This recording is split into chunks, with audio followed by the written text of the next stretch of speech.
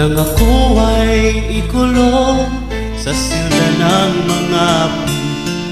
Landas ko'y nagdilim sa kalungkutan, mga mata ko'y luhaan, di alam mang gagawin sa loob ng rehas na bakan.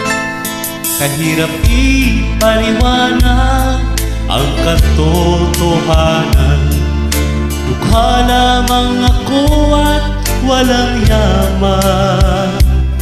Pinaratangan ng kasalanan na di ko naman magawa, ng mga taong halang ang kaluluwa.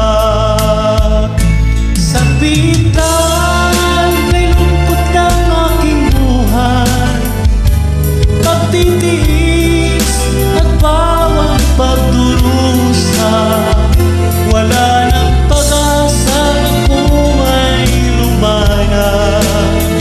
Dahil sa habang buhay nahatol sa'kin,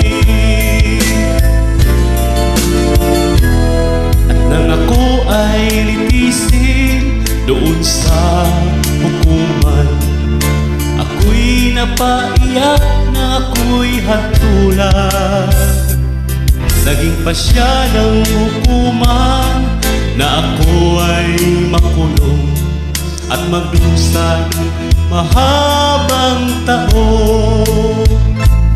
Saan ang katarungan sa isang katulad ko? Iba't batas natin pantay-pantay, batas ng tao kung minsan ay di ko maintindihan. Ilan pa kaya ang magiging tulad ko? Sabitan